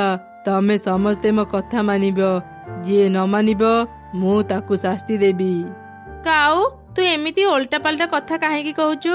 ତୁ ଆମ ସାଙ୍ଗରେ ହିଁ ରହୁ, ଆମେ ତତେ ରାଜା କାହିଁକି କହିବୁ? କାହିଁକି ନା ମୁଁ ଏବେ ତମ ସମସ୍ତଙ୍କରୁ ଧନୀ। ତମେ ସମସ୍ତେ ନିଜ ନିଜ ଜମି ମତେ ଦେଇଦିଅ, ଆଉ ମୋର ଗୋଲାମ ହେଇ ମୋ କଥା ମାନ। ତୁ ଯେତେ ଧନୀ ହେଇଥା କାଉ, ଆମେ ତତେ ଆମ ଜମି ଦେବୁନି। ତୁ ଏଠୁ ଚାଲିଯା, ନହେଲେ ଆମେ ସମସ୍ତେ ପିଟି ପିଟି ତତେ ଏଠୁ ବାହାର କରିଦେବୁ। ହା ହା ହା, ମୁଁ ଏକା ସିନା ତମମାନଙ୍କ ସହ ଲଢ଼େଇ କରି ପାରିବିନି, ହେଲେ ମୋ ଯାଦୁର ଲାଠି ପାରିବ। ଯା ଯାଦୁର ଲାଠି, ଏମାନଙ୍କୁ ଉଚିତ ଶିକ୍ଷା ଦେଇକି ଆ। ଯାଦୁର ଲାଠି ସମସ୍ତଙ୍କୁ ଅନେକ ପିଟିଲା। ଭୟରେ ସମସ୍ତେ ନିଜ ନିଜ ଜମି କାଉକୁ ଦେଇଦେଲେ। ଏମିତି ପ୍ରତିଦିନ ସମସ୍ତେ କାଉର ଖୁବ୍ ସେବା କରୁଥିଲେ। ଏସବୁ ପାଇ ତ କାଉ ଅନେକ ଖୁସି ଥିଲା। ଦିନେ ସେ ସୁନା ଘର ସହ କଥା ହେଉଥିଲା। ଠିକ ସେହି ସମୟରେ ଯାଦୁଗର ଚଢ଼େଇ ସେଠାକୁ ଚାଲି ଆସିଲା। ଏଇ କିଏ ତୁ? ମୁଁ ବନେଇଥିବା ସୁନା ଘର ସହ ତୁ କଣ କଥା ହେଉଛୁ? କିଏ ତୁମେ? ଏମିତି କଣ କହୁଛ? ଏଇ କାଉ ହଉଛନ୍ତି ମୋ ମାଲିକ। ମୁଁ ଯେତେବେଳେ ଶକ୍ତି ପାଇ ଆଖି ଖୋଲିଲି ମୁଁ ତାଙ୍କୁ ହିଁ ପ୍ରଥମ ଦେଖିଲି। ସେ ମୋର ପ୍ରକୃତ ମାଲିକ। ତୁମେ ଏଠାକୁ ଆସି ମିଛ କାହିଁକି କହୁଛ? ମୁଁ ତତେ ମୋ ଯାଦୁ ଶକ୍ତିରେ ବନେଇଛି। ଔଷଧୀୟ ଗଛ ଆଣିବା ପାଇଁ ମୁଁ ପାଖ ଜଙ୍ଗଲକୁ ଯାଇଥିଲି। ଫେରୁ ଫେରୁ ମୋର ଡେରି ହେଇଗଲା ବୋଲି ତୁ ନିଜ ପାଇଁ ନୂଆ ମାଲିକ ବନେଇ ସାରିଲୁଣି। ଏ କିଏ ତୁ? ତୁ କଣ ଏ ସୁନା ଘରର କଥା ଶୁଣି ପାରିଲୁନି? ଏ ଘର କହିଲା ନା ମୁଁ ତାର ମାଲିକ। ତୁ ଏଠୁ ଚାଲିଯା, ଏଇଟା ମୋ ଘର। ଚୁପ୍ କର, ଏ ଘର ମୁଁ ବନେଇଛି। तू लोभरे पड़ी घर को ओल्टा पाल्टा कथा कही तार मालिक पलटि जाइचु। मु मो जादू पक्षी मान ऊपर प्रयोग करि परिबिनी, सेथिपाई तू एमिति मिछ कथा कहि पारुचु, नहले ए जाई तू मो सामने छिड़ा हेई पाइ नथांतु। मु मिछ कहूची ना तू मिछ कहूचु? तू जेतेबेले जानिलु ए घर मते एते किछि दउची, तू ए घर को कब्जा करिया पई चली आसिलु। चुप कर, तमे माने चुप कर, एमिति आ झगड़ा करनी। तमे दुई जण जेतेबेले मो मालिक बोली दाबी करूच, मो प्रकृत मालिक को जानिबा पई मो पाखरे एक उपाय अछि। कौन उपाय अछि तो पाखरे? मते जे भी बनैचंती तांका पाखरे जादू शक्ति थिबो। जे भी जादू शक्ति रे मो घर रंग परिवर्तन करि परिबो से ही मोर प्रकृत मालिक।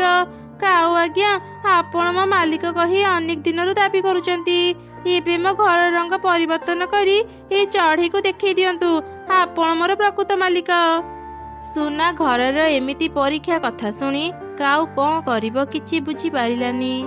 ये माने मो प्रत्येक दिन अनेक जादू विद्या शिखे तो सेथिपाई घर को रंग करिवा कथा मो भूली जाइची। मो कहिबार माने हैला कौन माने माने होउचु? जे जादू शिखे से केबे भी ता जादू विद्या भूली जाएनी। देखे एबे मु केमिति ए घर रंग बदलौची। एमिति से चढ़ई मंत्र कही सुना घर रंग परिवर्तन करिदेला। घर तार प्रकृत मालिक को पाईगला। दुष्ट काऊ, तोर एते साहस? एते दिन मिछ कथा कही मो घरे रहउचु, आउ मो पाखरु सब जिनिस भी नेउचु। मते क्षमा करिदे जादूर घर, मोर भूल हेई गला। मु लोभरे पड़ी मिछ कही देइतिली। ना, तोर क्षमा नहीं। तू केवल मते कष्ट देनु, तू जंगलर सब चढ़ई को अनेक कष्ट देइचु। एबे तू शास्ति पाइबु। मो मालिक सिना तो ऊपर जादू करि परिबेनी, हेले मु पारिबी। मु तते अभिशाप देउची, तू गोटे छेली पलटि जीवु, आउ सारा जीवन से छेली ही बितेबु। सुना घरर कथा सरू सरू काऊ छेली पलटि गला। मे कांदी से दौड़ी की पळैला। मु मो मालिकाणी को पाई आज अनेक खुशी। आपण को चिन्हिबारे मोर टिके डेरी हेई गला। आसंतु मालिकाणी, मो घर भीतर को आसंतु। सुना घर तो बुद्धि देखी मु आज अनेक खुशी हेई गली। मो जादू दे गोटे भल घर तैयारी करिची। एमिति से जादूगर चढ़ी सुना घर प्रशंसा करी घर भीतर को गला। से सब चढ़ी मान को तांका जमी फेरी देला। आउ सुना घर साहाଯ୍ୟରେ ସମସ୍ତଙ୍କ ସାହାଯ୍ୟ भी କରୁଥିଲା। मामा सेपटे देख, ए बगीचार मालिकाणी सब फूल तोड़ी नहीं जाउचंती। तू ई कोन कहूचु? मालिकाणी जदी सब फूल तोड़ी नहीं जिबे आमे कोठी रहिबा? चल मा, एबे ही मालिकाणी के सह ए विषय कथा हेबा। मालिकाणी, तुम्हें बगीचार सब फूल तोड़ी नियनी, नहले आम घर भांगी जीव। तुम्हें आम पाई अल्प किछि फूल छाड़ी दियो, बाकी फूल सब तुम्हें नहीं जाओ। मो बगीचार फूल तोड़ी भी न तोड़ी भी सेटा मो इच्छा। तो पाई फूल रखिले मोर कौन लाभ हेबो? मु जदि मो बगीचार सब फूल बिक्री करिबी बहुत टंका पाइबी। मालिकाणी, एमिति कुहंतुनी। अन्य को साहाय्य कले भगवान तांको साहाय्य करंती। मु सब फूल कथा कहूनी, केवल 2टी फूल गछ रखी बाकी फूल नहीं जातु। हम कोठी रहिबाको देले हमें बहुत खुशी हेबो मालिकाणी। तमे माने खुशी हेले मते कोन मिलिबो? मते आ विरक्त करनी। तमे माने आज ही मो बगीचा छाड़ी चली जाओ। जदि न जीव मु झाड़ू रे पिटी पिटी तम मानको मो बगीचार बाहर कर देबी। ना ना, हमको मारनी, आमे एबे चली जाउछु। अरे कौन पानी तो सरी गला। एबे आहुरी अनेक गछ अछि। माँ कुनी, पानी नेके आसिलु, गछरे पानी देबा। माँ सेपटे देख, सेठी गोटे फूल बगीचा अछि। चल माँ, हमें सेई बगीचारे घर करी रहिबा। हाँ, तू ठीक कहलु रे माँ। हेले आमे रहिबा आगरु चले से मालिकाणी कोठु अनुमति नेबा। माँ देख, छोट छोट प्रजापति माने आम पाखकु आसुचंती। मालिकाणी मालिकाणी, आम पाखरे एबे घर नाही। तुम बगीचारे आमको घर करिबाकु देबो? हाँ हाँ, मु तम मानकु मो बगीचारे रहिबाकु देबी। किंतु मो बगीचार सब गछरे तो फूल फुटिनी। तथापि कोन तमे माने मो बगीचारे रहिबो? किछि दिन परे सब गछरे फूल फुटि जिवो। सेति पई तुमे चिंता करनी। जेबे तुमर फूल बिक्री करिबाकु इच्छा हेबो ତୁମେ ଆମ ପାଇଁ କିଛି ଫୁଲ ଗଛ ଛାଡ଼ି ବାକି ଫୁଲ ଗଛ ବିକ୍ରି କରିପାରିବ। ଆରେ ଅଳ୍ପ ଗଛରେ କ'ଣ ପାଇଁ, ତମେ ମାନେ ପୁରା ବଗିଚାରେ ଆରାମରେ ରୁହ। ମୁଁ କେବେ ବି ତମମାନଙ୍କୁ ଏଠୁ ବାହାର କରିବିନି। ତମମାନଙ୍କର ଯଦି କିଛି ଦରକାର ହୁଏ ମତେ କହିବ, ମୁଁ ଆଣିଦେବି। ନା ନା ମାଲିକାଣୀ, ଆମର ଆଉ କିଛି ବି ଦରକାର ନାହିଁ। ତୁମେ ଆମକୁ ରହିବାକୁ ଦେଲ, ସେତିକିରେ ଆମେ ବହୁତ ଖୁସି। ତୁମକୁ ଅନେକ ଅନେକ ଧନ୍ୟବାଦ। ଏବେ ଆମେ ନିଜ ପାଇଁ ଘର ତିଆରି କରିନେବୁ। ସେଦିନ ପରଠାରୁ ପ୍ରଜାପତି ମାନେ ଚଢ଼େଇର ବଗିଚାରେ ରହିଲେ। କିଛି ଦିନ ପରେ ଚଢ଼େଇ ବଗିଚାରେ ଥିବା ସବୁ ଗଛରେ ଫୁଲ ଫୁଟିଲା। ଚାରିଆଡେ ଫୁଲର ବାସ୍ନା ମହକୁଥିଲା। ମା ମା, ଫୁଲର କେତେ ସୁନ୍ଦର ବାସ୍ନା ଆସୁଛି ନା? ଏଇ ଦେଖ ମା, ଆଗରେ ଗୋଟେ ଫୁଲ ବଗିଚା ଅଛି। ଯାଅ ନା ମା, ସେଠାରୁ ମୋ ପାଇଁ କିଛି ଫୁଲ ତୋଳି ନେଇ ଆସିବ। ଆଚ୍ଛା ଠିକ ଅଛି ରେ ମା, ଚାଲ ସେଠାକୁ ଯିବା।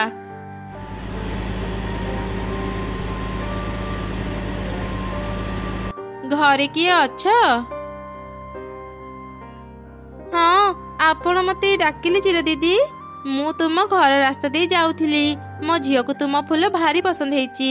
ମୁଁ ତୁମ ପାଖରୁ କିଛି ଫୁଲ କିଣିବାକୁ ଆସିଥିଲି। କିନ୍ତୁ ଚିଲ ଦିଦି, ମୁଁ ଆମ ବଗିଚାର ଫୁଲ ବିକ୍ରି କରିବିନି। କିଛି ପ୍ରଜାପତି ମୋ ବଗିଚାରେ ରହୁଛନ୍ତି। ମୁଁ ଫୁଲ ବିକ୍ରି କଲେ ତାଙ୍କ ଘର ନଷ୍ଟ ହେଇଯିବ। କ'ଣ ହେଲା? ସାମାନ୍ୟ ପ୍ରଜାପତି ମାନଙ୍କ ପାଇଁ ତମେ ଫୁଲ ବିକ୍ରି କରୁନ? ଦେଖିକି ଜଣା ପଡୁଛି ତୁମେ କେତେ ଗରିବ। ଫୁଲ ବିକ୍ରି କଲେ କିଛି ଟଙ୍କା ପାଆନ୍ତ, ନିଜର ଲାଭ ନ କରି ଓଲଟା କ୍ଷତି କରୁଛ। ହଁ ଚିଲ ଦିଦି, ଆମେ ଗରିବ, କିନ୍ତୁ ମୋ ସ୍ୱାମୀ ଯେତିକି ରୋଜଗାର କରନ୍ତି ଆମେ ଖୁସିରେ ଚଳିଯାଉ। ନିଜର ଲାଭ ପାଇଁ ମୁଁ ପ୍ରଜାପତି ମାନଙ୍କୁ କଷ୍ଟ ଦେଇପାରିବିନି। ଥାଉ ଥାଉ, ଆଉ ବେଶୀ ଉପଦେଶ ଦିଅନି। ଅନ୍ୟର ଉପକାର କରି ନିଜର କ୍ଷତି କରୁଛ। ଏମିତିରେ ତୁମେ କେବେ ଧନୀ ହେଇପାରିବନି। ଚାଲ ମା, ମୁଁ ତତେ ଆଉ କୋଉଠି ଫୁଲ କିଣିଦେବି। ଏମିତି କହି ଚିଲ ସେଠାରୁ ଚାଲିଗଲା। ତାଙ୍କର ସବୁ କଥା ପ୍ରଜାପତି ଛୁଆ ଶୁଣୁଥିଲା। ସେ ଶୀଘ୍ର ତା ମା ପାଖକୁ ଗଲା। ମା ମା, ଆମେ ଏଠାକୁ ଆସି କିଛି ଠିକ କଲେନି। କ'ଣ ହେଲା ରେ ମା? ଏ ବଗିଚାର ମାଲିକାଣୀ ଆମକୁ ଏଠାରୁ ଚାଲିଯିବାକୁ କହିଲେ କି? ପ୍ରଜାପତି ଛୁଆ ତା ମାକୁ ସବୁ ଘଟଣା କହିଲା। କାଉ ଘରେ ସବୁ କିଛି ଥାଇ ବି ସେ ଆମକୁ ତା ବଗିଚାରୁ ବାହାର କରିଦେଲା। ହେଲେ ଚଢ଼େଇ ଗରିବ ହେଲେ ବି ଆମର ଉପକାର କଥା ଚିନ୍ତା କରୁଛି। କିଛି ସମୟ ପରେ ବର୍ଷେ ହେଇଯିବ, ଆମେ ଆମ ଅଭିଶାପରୁ ମୁକ୍ତ ହେବା। ତାପରେ ମୁଁ ଚଢ଼େଇକୁ କିଛି ଉପହାର ଦେବି। ଚାଲ ମା, ତା ପାଖକୁ ଯିବା। ମା, ଆମ ଟିଚର କହିଛନ୍ତି କାଲି ଗୋଟେ ଫୁଲ ଘର ତିଆରି କରି ସ୍କୁଲକୁ ନେବା ପାଇଁ। ଆରେ ମା, ଆମ ବଗିଚାରେ ତ ଆଉ ଫୁଲ ନାହିଁ। ତୁ ଫୁଲ ଘର କେମିତି ତିଆରି କରିବୁ? ଆରେ ହଁ, ମୋର ମନେ ପଡ଼ିଲା। ମୁଁ ଥରେ ଦେଖିଥିଲି ଚଢ଼େଇ ବଗିଚାରେ ଅନେକ ଫୁଲ ଫୁଟିଛି। ମୁଁ ତା ବଗିଚାରୁ କିଛି ଫୁଲ ତୋ ପାଇଁ ଆଣିଦେବି। ଆରେ ପ୍ରଜାପତି, କ'ଣ ହେଲା? ହଠାତ୍ ମୋ ପାଖକୁ ଆସିଲ ଯେ? ତମର କିଛି ଅସୁବିଧା ହେଲା କି? ନା ନା, ମୋର କିଛି ବି ଅସୁବିଧା ହେଇନି। କିଛି ସମୟ ଅପେକ୍ଷା କର, ତୁମେ ସବୁ ଜାଣିଯିବ। ଏ କ'ଣ? ତୁମେ ପ୍ରଜାପତିରୁ ପରୀ କେମିତି ପାଲଟି ଗଲ? ଆମେ ପ୍ରଜାପତି ନୁହଁ, ଆମେ ପରୀ। ଏକ ରାକ୍ଷସୀର ଅଭିଶାପ ଯୋଗୁଁ ଆମେ ମା ଝିଅ ପ୍ରଜାପତି ପାଲଟି ଯାଇଥିଲୁ। ଜଣେ ସାଧୁ ବାବା କହିଥିଲେ ଆମେ ଜଣଙ୍କ ବଗିଚାରେ ଗୋଟେ ଫୁଲ ଘର ତିଆରି କରି ବର୍ଷେ ସେଠି ରହିଲେ ଆମେ ଆମ ଅଭିଶାପରୁ ମୁକ୍ତ ହେବୁ। ଆଜି ବର୍ଷେ ହେଇଗଲା, ସେଥିପାଇଁ ଆମେ ପୂର୍ବ ରୂପକୁ ଫେରି ପାଇଲୁ। ଚଢ଼େଇ, ତମକୁ ଅନେକ ଅନେକ ଧନ୍ୟବାଦ। ତୁମେ ଆମକୁ ନିଜ ବଗିଚାରେ ରହିବାକୁ ଦେଲ ବୋଲି ଆମେ ଆମ ଅଭିଶାପରୁ ମୁକ୍ତ ହେଲୁ। ଏଇ ନିଅ, ମୋ ତରଫରୁ ତୁମ ପାଇଁ କିଛି ଉପହାର। ଏ ସୁନା ଗଛ ଆଜିଠୁ ତୁମର। ପ୍ରତିଦିନ ଏଇ ସୁନା ଗଛରେ ସୁନା ଫୁଲ ଫୁଟିବ। ତୁମେ ସେସବୁ ବିକ୍ରି କରି ଆରାମରେ ଚଳିପାରିବ। ତୁମକୁ ଆଉ କଷ୍ଟ କରିବାକୁ ପଡ଼ିବନି। ପରୀ, ତୁମକୁ ଅନେକ ଅନେକ ଧନ୍ୟବାଦ। ତୁମର ଯେବେ ବି ବୁଲିବାକୁ ଇଚ୍ଛା ହେବ ଆମ ଘରକୁ ଆସିପାରିବ। ଏମିତି ପରୀ ଆଉ ଚଢ଼େଇ କଥା ହେଲା ପରେ ପରୀ ସେଠାରୁ ଚାଲିଗଲା। ଦୂରରୁ ଥାଇ କାଉ ତାଙ୍କର ସବୁ କଥା ଶୁଣୁଥିଲା। ଆରେ ଆରେ, ମୁଁ ଏ କ'ଣ କଲି? ନିଜ ହାତରେ ହିଁ ନିଜର ଏତେ ବଡ଼ କ୍ଷତି କରିଦେଲି। ମୁଁ ଯଦି ପ୍ରଜାପତି ମାନଙ୍କୁ ମୋ ବଗିଚାରୁ ବାହାର କରିନଥାନ୍ତି, ଆଜି ମୁଁ ସେ ସୁନା ଫୁଲ ଗଛ ପାଇଥାନ୍ତି। କାଉ ମନ ଦୁଃଖ କରି ନିଜ ଘରକୁ ଫେରିଗଲା। ସେପଟେ ଚଢ଼େଇ ସୁନା ଫୁଲ ବିକ୍ରି କରି ଖୁସିରେ ତା ପରିବାର ସହ ରହିଲା। ଆସନ୍ତୁ ଆସନ୍ତୁ, ଆମ ପାଖରୁ ବଢ଼ିଆ ବଢ଼ିଆ ପେଣ୍ଟିଂ କମ୍ ଦାମରେ ନେଇଯାଆନ୍ତୁ। तुम पेंटिंग तो भारी सुंदर ହେଇଛି हेले तुमे दुईटा पेंटिंग काहे बिक्री करूछ आउ कोन तुम पाखरे पेंटिंग नहीं हाँ हाँ आम पाखरे एमिति आहुरी पेंटिंग अच्छी तुमको जेमिति भी पेंटिंग दरकार एई आम नंबर रे फोन करिबो आमे तुम घरे से पेंटिंग पहुंचई देबू सतरी ताहले एबे मु तुम नंबर समस्त को देई देबी जहार भी पेंटिंग दरकार हेबो से तम माने को फोन करिबो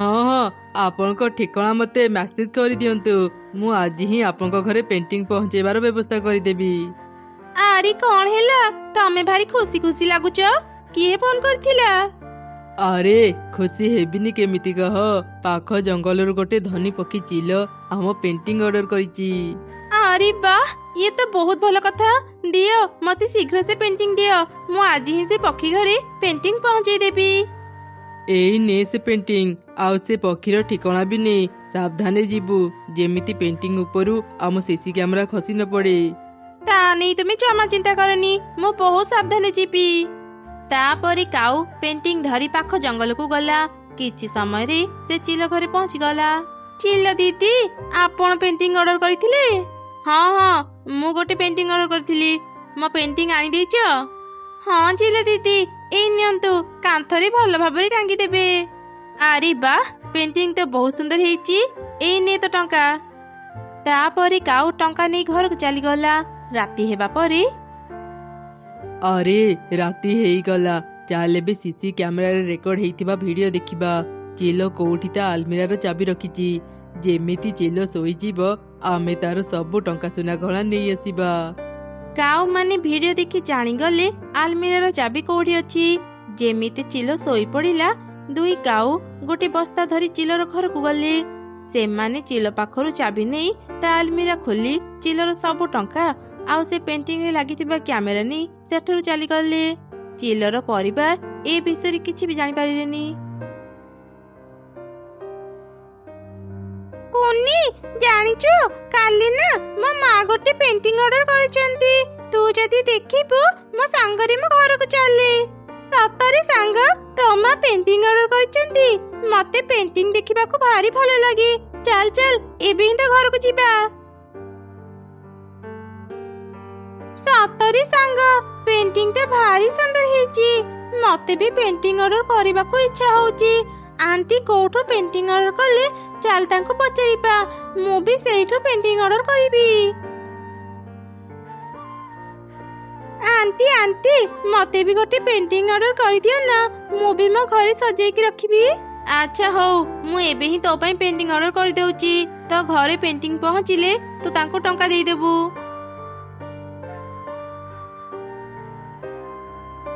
चिलो दीदी तुम कहवा अनुसार मु 50 बस्ता आलू नहीं आसीची मते टंका दियंतु मु चासी मानकु देबी अच्छा ठीक अछि तू किछि समय अपेक्षा कर मु एबे टंका आनुची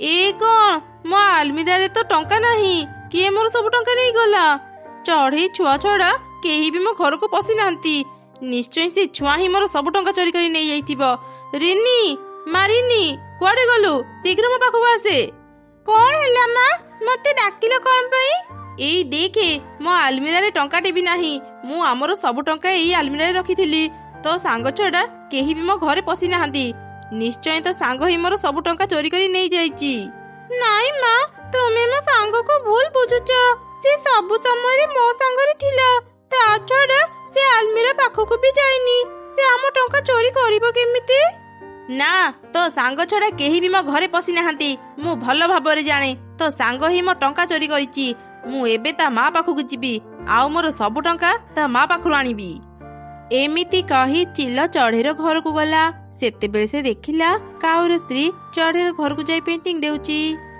वाओ पेंटिंग रे बहुत सुंदर हेची आंटी अन्यर टंका चोरी करी पेंटिंग किनिचु सुंदर लागिबनी केमिति चढ़ी तो झियो आज मो घरे पसी मो अलमीरा रु 5 लाख टंका चोरी करी नहीं आसीची ए चिलो एबे आसीबार थिला एठी रहिले विपद मु शीघ्र एठु पळाए अरे अरे ए पक्षीटा पेंटिंग दे टंका ननी कोन चली जाउची ए जे काउ भोणी ରୁହ, ନିଜ ପେଣ୍ଟିଂର ଟଙ୍କା ନେଇଯାଅ। ତା ଟଙ୍କା ତୁ ପରେ ଦେବୁ, ଆଗ ମତେ ମୋ ଟଙ୍କା ଦେ। ଇ କଣ କହୁଛ ଚିଲ ଦିଦି? ମୋ ଝିଅ କେବେ ବି କାହା ଘରୁ ଚୋରି କରି ପାରିବନି, ତେବେ ମୁଁ ତମକୁ ଟଙ୍କା କାହିଁକି ଦେବି? ହଁ ଆଣ୍ଟି, ମା ଠିକ କହୁଛନ୍ତି, ମୁଁ ଟଙ୍କା ଚୋରି କରିନି, କେବଳ ପେଣ୍ଟିଂ ଦେଖି ଘରକୁ ଚାଲି ଆସିଥିଲି। ଚୋର କଣ କେବେ ନିଜେ ମାନେ ସେ ଚୋରି କରିଛି ବୋଲି? ଭଲରେ ତମେ ମାନେ ମୋ ଟଙ୍କା ଦିଅ, ନହେଲେ ମୁଁ ତମ ମା ଛୁଆଙ୍କୁ ପୋଲିସ ଥାନାରେ ଦେଇଦେବି। ନା ନା ଚିଲ ଦିଦି, ମୋ ଝିଅ ବି ବହୁତ ଛୋଟ, ଏବେରୁ ତାକୁ ପୋଲିସ ଥାନାରେ ଦିଅନି। ମତେ ଖାଲି ଗୋଟେ ଦିନ ସମୟ ଦିଅ, ମୁଁ ଯେମିତି ବି ହେଉ କାଲି ତୁମକୁ ତୁମର ସବୁ ଟଙ୍କା ଦେଇଦେବି। ଠିକ ଅଛି, ଆଜି ମୁଁ ଯାଉଛି, କାଲି ପୁଣି ଆସିବି। ଯଦି ମତେ ମୋ ଟଙ୍କା ନ ଦେବୁ ମୁଁ ପୋଲିସ ଡାକିବି। ମା ମତେ ବିଶ୍ୱାସ କର, ମୁଁ ଚିଲ ଆଣ୍ଟିଙ୍କ ଘରୁ ଟଙ୍କା ଚୋରି କରିନି। ମାରେ, ମୋର ତୋ ଉପରେ ପୁରା ବିଶ୍ୱାସ ଅଛି, ତୁ କେବେ ବି ଚୋରି କରିନଥିବୁ। ନିଶ୍ଚୟ ଚିଲ ଦିଦିଙ୍କର ଜାଣିବାରେ କିଛି ଭୁଲ ହେଇଥିବ। ଦିନେ ନା ଦିନେ ସେ ସତ କଥା ଜାଣିପାରିବେ। ତୁ ଆଉ ମନ ଦୁଃଖ କରନି, ଯା ମା ଘରେ ଥିବୁ। ମୁଁ ବ୍ୟାଙ୍କରେ କିଛି ଟଙ୍କା ଜମା କରି ରଖିଛି, ମୁଁ ସେସବୁ ଆଣି ଚିଲ ଦିଦିଙ୍କୁ ଦେଇଦିଏ। ଆରେ ଏଇ ତ ସେଇ ପକ୍ଷୀ ଯେ ପେଣ୍ଟିଂର ଟଙ୍କା ନ ନେଇ ଚାଲି ଯାଇଥିଲେ। ମୁଁ ତାଙ୍କୁ ଆଉ ଦିନେ ପେଣ୍ଟିଂର ଟଙ୍କା ଦେଇଦେବି। ଯାଏ ତାଙ୍କୁ ଏ କଥା କହି ଆସେ। କାଉ ଭଉଣୀ ମୋ କଥା ଟିକେ ଶୁଣ। ଆରେ ସେ ତ ମୋ କଥା ଶୁଣି ପାରୁନାହାନ୍ତି। କାଉର ସ୍ତ୍ରୀ ଚଢ଼େଇର କଥା ନ ଶୁଣି ନିଜ ଦୋକାନକୁ ଚାଲି ଆସିଲା। ତା ପଛେ ପଛେ ଚଢ଼େଇ ବି ଆସିଲା। ଆରେ ତୁ ଆସିଗଲୁ, ତୁ ଏବେ ଯୋଉ ଚଢ଼େଇ ଘରେ ପେଣ୍ଟିଂ ଦେଇ ଆସିଲୁ, ସେ ଚଢ଼େଇଟା ଧନୀ କି ନୁହଁ ଆଗ କହିଲୁ? ହଁ, ମୁଁ ଦେଖି ଆସିଲି। ଆମେ ଯୋଉ ଚିଲ ଘରୁ ଚୋରି କରିଥିଲେ, ସେ ଚଢ଼େଇକୁ ଚୋର ଭାବୁଛି। ଆଜି ଚଢ଼େଇ ବ୍ୟାଙ୍କରୁ ଟଙ୍କା ଉଠେଇ କାଲି ଚିଲକୁ ଦେବ। ଆଜି ରାତିରେ ହିଁ ଆମେ ଚଢ଼େଇ ଘରୁ ଟଙ୍କା ଚୋରି କରି ନେଇ ଆସିବା। ଚଢ଼େଇ ଯେତେବେଳେ ଚିଲକୁ ଟଙ୍କା ଦେଇ ପାରିବନି, ଚିଲ ଚଢ଼େଇକୁ ପୋଲିସରେ ଦେଇଦେବ। ଆମ ଉପରେ ଆଉ କେହି ବି ସନ୍ଦେହ କରିବେନି, ଆମେ ଆରାମରେ ଚୋରି କରିପାରିବା। ହଁ ଠିକ କହିଲୁ। ଥରେ ଖାଲି ଚଢ଼େଇ ଛୁଆ କାନ୍ଥରେ ସେ ପେଣ୍ଟିଂ ଟାଙ୍ଗୁ, ପେଣ୍ଟିଂରେ ଲାଗିଥିବା ସିସି କ୍ୟାମେରାରେ ଆମେ ଚଢ଼େଇର ଘର ଦେଖିପାରିବା। ଏମିତି କଥା ହେଇ ଦୁଇ କାଉ ହସୁଥିଲେ। ତାଙ୍କର ସବୁ କଥା ବାହାରେ ଥାଇ ଚଢ଼େଇ ଶୁଣୁଥିଲା। ଆଚ୍ଛା, ଏଇ ଦୁଷ୍ଟ ପକ୍ଷୀମାନେ ତାହେଲେ ଏମିତି ଚଢ଼େଇମାନଙ୍କ ଘରୁ ଚୋରି କରୁଛନ୍ତି। ତମ ଦୁଇ ଜଣଙ୍କ ପାଇଁ ଚିଲ ଦିଦି ମତେ ଚୋର କହୁଛନ୍ତି। ଆଜି ମୁଁ ତମମାନଙ୍କୁ ଜମା ବି ଛାଡ଼ିବିନି। ତମ ଦୁଇ ଜଣଙ୍କ ସତ କଥା ମୁଁ ସମସ୍ତଙ୍କୁ କହିଦେବି। ଆରେ ମା ରହିଯା, ପେଣ୍ଟିଂକୁ କାନ୍ଥରେ ଟାଙ୍ଗନି, ମତେ ସେ ପେଣ୍ଟିଂ ଦେ। କଣ ହେଇଛି ମା? ଏ ପେଣ୍ଟିଂକୁ ତୁମେ କାହିଁକି ନେବ? ମୁଁ ଏବେ ତତେ କିଛି ବି କହିପାରିବିନି ରେ ମା, ମତେ ଆଗ ସେ ପେଣ୍ଟିଂ ଦେ। ସାର୍ ଦେଖନ୍ତୁ ନା, ଏଇ ପେଣ୍ଟିଂରେ ସିସି କ୍ୟାମେରା ଲାଗିଛି କି ନାହିଁ? ଆରେ ଏଇ ତ ସିସି କ୍ୟାମେରା। ଏମିତି ପେଣ୍ଟିଂରେ ସିସି କ୍ୟାମେରା କିଏ ଲଗେଇଛି? ଚଢ଼େଇ ସେ ପୋଲିସକୁ ସବୁ ଘଟଣା କହିଲା। ସବୁ ଶୁଣି ପୋଲିସ ଚଢ଼େଇ ସାଙ୍ଗରେ କାଉର ଦୋକାନକୁ ଆସିଲା। ଦୁଷ୍ଟ ପକ୍ଷୀ ଦଳ, ତମ ମାନଙ୍କ ବୁଦ୍ଧି ଦେଖି ତ ମୁଁ ଆଶ୍ଚର୍ଯ୍ୟ ହେଇଗଲି। ତମେ ମାନେ ଏତେ ଚାଲାକରେ ଚୋରି କରୁଛ। ଏବେ ମୋ ସାଙ୍ଗରେ ଜେଲକୁ ଚାଲ, ସେଠି ତମର ସବୁ ଚାଲାକି ବାହାରିଯିବ। ଏ କଣ କହୁଛନ୍ତି ପୋଲିସ ବାବୁ? ଆମକୁ କାହିଁକି ଥାନାକୁ ନେବେ? ଆମେ କିଛି ବି ଭୁଲ କରିନୁ। ପେଣ୍ଟିଂରେ ସିସି କ୍ୟାମେରା ଲଗେଇ ଚଢ଼େଇ ମାନଙ୍କ ଘରୁ ଚୋରି କରୁଛ, ଆଉ କହୁଛ କିଛି ବି ଭୁଲ କରିନ? ସାର୍ ଏମାନଙ୍କୁ ନେଇ ଜେଲରେ ମନ ଇଚ୍ଛା ପିଟନ୍ତୁ। ଶୁଣ, ତମେ ଦୁଇ ଜଣ ଆଗ ଚିଲର ସବୁ ଟଙ୍କା ଦିଅ, ତାପରେ ଜେଲକୁ ଯିବ। ହଁ, ଆମେ ଏବେ ସବୁ ଟଙ୍କା ଆଣି ଦେଉଛୁ। ଚଢ଼େଇ ଆମକୁ କ୍ଷମା କରିଦେ। ସାର୍ଙ୍କୁ କହ ସେ ଆମକୁ କମ ପିଟିବେ। ସେ କଥା ପରେ ଦେଖାଯିବ। ତମେ ମାନେ ଆଗ ଚୋରି ଟଙ୍କା ଫେରାଅ। ତାପରେ କାଉ ଶୀଘ୍ର ତା ଘରକୁ ଗଲା, ଆଉ ଚିଲର ସବୁ ଟଙ୍କା ଆଣି ଚଢ଼େଇକୁ ଫେରିଦେଲା। ଏବେ ତମେ ମାନେ ଜେଲକୁ ଚାଲ, ତମ ମାନଙ୍କୁ ମୁଁ ଉଚିତ ଶିକ୍ଷା ଦେଇକି ଛାଡ଼ିବି। ପୋଲିସ ଦୁଇ କାଉଙ୍କୁ ବାନ୍ଧି ଥାନାକୁ ନେଇଗଲା, ଆଉ ତାଙ୍କୁ ଅନେକ ପିଟିଲା। ଚଢ଼େଇ ଚିଲକୁ ତାର ସବୁ ଟଙ୍କା ଫେରି କାଉ ମାନଙ୍କ କଥା କହିଲା। ସବୁ ଜାଣିଲା ପରେ ଚିଲ ମା ଚଢ଼େଇକୁ କ୍ଷମା ମାଗିଲା।